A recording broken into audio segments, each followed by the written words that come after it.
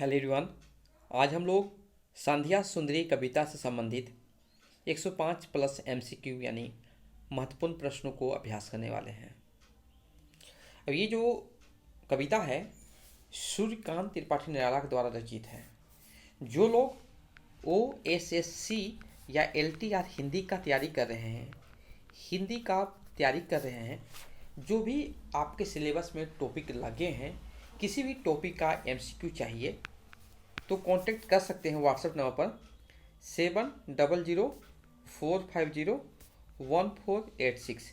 यह WhatsApp number, इसी WhatsApp पर मैसेज करके PDF ले सकते हैं, परचेस कर सकते हैं। कम से कम प्राइसेस में रखा गया है।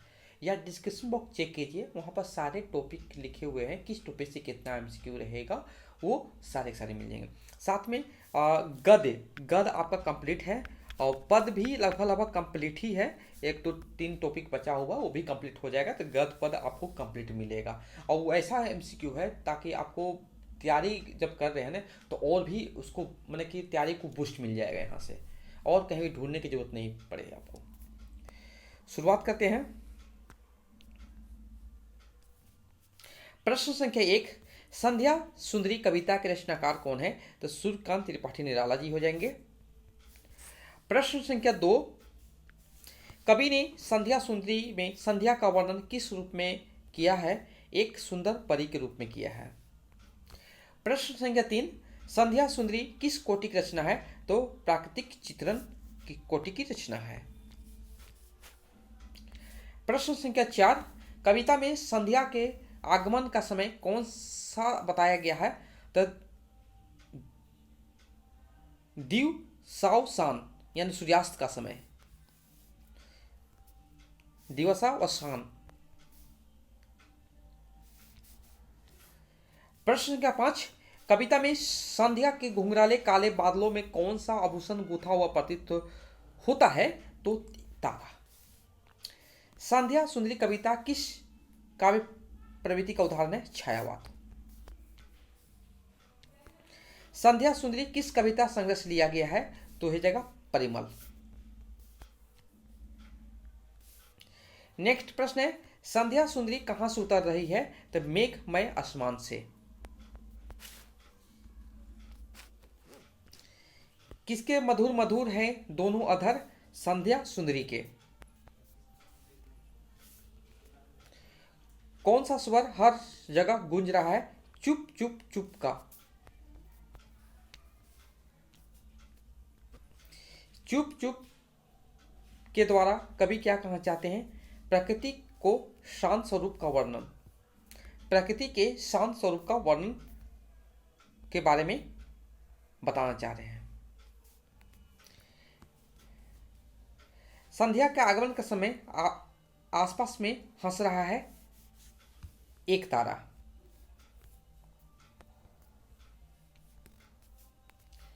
संध्या सुंदरी के बाल कैसे हैं? घुंघराले हैं। हृदय राज की रानी है संध्या सुंदरी। अलसता की लता है संध्या सुंदरी। निर्वता के कंधे पर डाले बां आ रही है संध्या सुंदरी।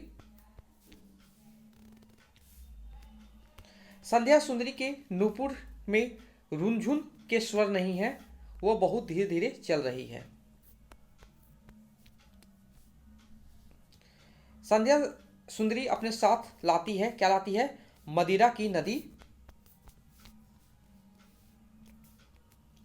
संध्या सुंदरी की क्या करती है? थके हुए जीवों को मदिरा पान कराती है। निरवता का क्या अर्थ है? शांति। संध्या सुंदरी का अभिषेक कौन कर रहा है? एक तारा।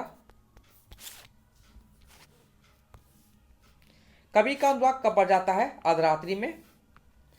संध्या सुंदरी किसके कंधे पर हाथ रखकर उतरती है? निर्वता। कवि कंठ से कौन सा राग निकलता है? बिहाग राग। संध्या सुंदरी के आगमन से कौन सा शब्द गूंज उठता है? चुप चुप। अर्धरात्रि की निश्चलता में किसका अनुराग बढ़ जाता है? कवि का।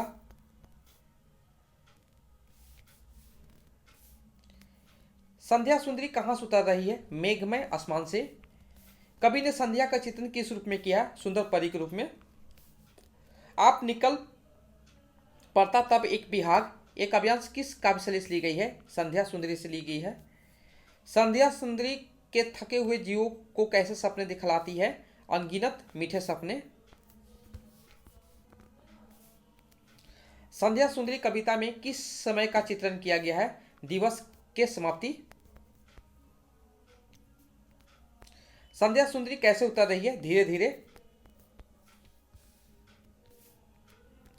संध्या सुंदरी को किसके साथ तुलना किया गया है? परी के साथ।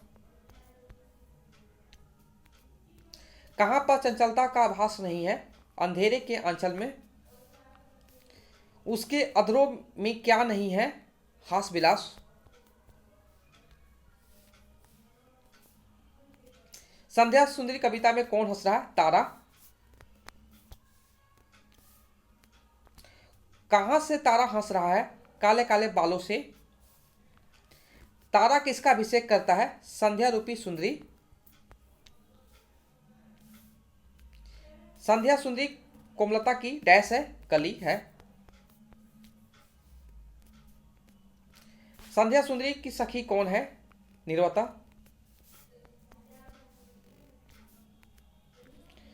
किसके कंधे पर बांह डालकर चली आती है?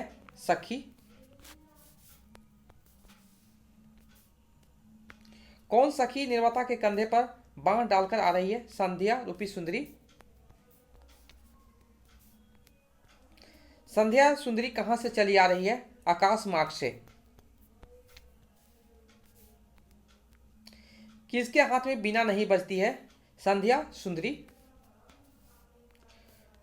नुपुरों में क्या नहीं है? रुंझुन नहीं है। हर जगह गूंज रहा है? चुप चुप। निम्नलिखित में से किस जगह पर चुप चुप गूंज रहा है? ये सभी। कौन अपने सौंदर्य को लेकर गर्व करती है? सरिता।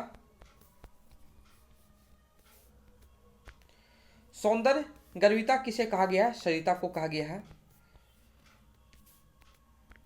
नदी के कहां पर चुप चुप शब्द गूंज रहा है? वक्षस्थल में। संध्या सुंदरी कविता में किसे धीर वीर गंभीर कहा गया है? पर्वत।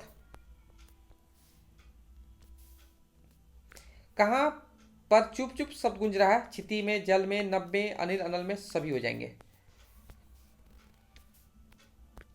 संध्या सुंदरी क्या बहाती हुई आती है? मदिरा। कौन मदिरा की नदी बहाती हुई आती है? संध्या। किसको संध्या सुंदरी मदिरा रूपी प्रेम का प्याला पिलाती है? थके हुए जीवों को। संध्या सुंदरी थके हुए जीवों को क्या सुलाती है? अपने अंक में। कैसे सपने दिखलाती है? अनगिनत मीठे। कौन अर्धरात्रि की निश्चलता में नींद हो जाती है? संध्या। किसका अनुराग बढ़ जाता है? कवि का। कवि के विराकुल कमनीय कंठ से क्या निकल पड़ता है? बिहाग। बिहाग का मतलब क्या है? अर्धरात्रि के बाद गाया जाने वाला गीत। किसके कंधे पर बांह डाले संध्या उतर रही थी? निर्वता के। संध्या सुंदरी किसकी नदी बहाती है? मदिरा। अनगिनत मीठे सपने कौन दिखाता है? संध्या। कौन शब्द गूंज रहा है? चुप। संध्या सुंदरी किस वर्ष प्रकाशित हुई थी? 1921। चंचलता का आभास नहीं था तीव्रांचल में। संध्या सुंदरी के काले काले घुंघराले बालों में कौन सा गुथा हुआ था? एक तारा। संध्या सुंदरी कैसी कली थी? कोमलता की कली थी। निर्वता के कंधे बांह डालकर संध्या सुंदरी किसकी तरह अंबर पथ से चलती है? छाया। चुप चुप यह शब्द किस रूप में गूंजा था? अव्यक्त। किसके विस्तृत वक्षस्थल में चुप चुप शब्द गूंज रहा था? सौंदर्य गर्विता गर्विता सरिता। विराकुल कमनीय कंठ से क्या निकल पड़ता था? बिहाग। संध्या सुंदरी के थके हुए जीवों को किसने सपने दिखाती है? विस्मृति के। किसकी निश्चलता में संध्या सुंदरी लीन हो गई थी? अर्धरात्रि। अर्धरात्रि की निश्चलता में किसका अनुराग बढ़ जाता है? कवि का। संध्या सुंदरी कविता की भाषा कैसी है? संस्कृत निष्ठ, खड़ी बोली। निराला का जन्म वर्ष कब है? तो 1897 ईस्वी। निम्नलिखित में से कौन सी रचना निराला जी की नहीं है? झरना, वाक्यानामिका, परिमल, सूरज स्मृति सारे निराला जी के हैं। निराला जी की अधिकतर रचनाएं मिलती है मुक्तक। राम की शक्ति पूजा किसकी कविता है? सूर्यकांत त्रिपाठी निराला। बादल राग के कविता के कवि हैं निराला जी। गीत कुंज नामक संकलन किस कवि की रचना है? सूर्यकांत त्रिपाठी निराला। निराला जी का प्रथम काव्य संग्रह कौन सा है? अनामिका। निराला की निम्नलिखित रचनाओं में से किस रचना को हिंदी का शोक गीत कहा जाता है? तो हो जाएगा सूरज स्मृति। निराला को कैसा कवि माना जाता है? तो क्रांतिकारी कवि माना जाता है। हिंदी कविता को छंदों की परिधि से मुक्त करने वाले कवि कौन थे? सूर्यकांत त्रिपाठी निराला थे। किस कवि ने मैंने में शैली अपनाई का दावा किया है? निराला। मनुष्य की मुक्ति की तरह कविता की भी मुक्ति है, यह कथन किसका है? निराला का।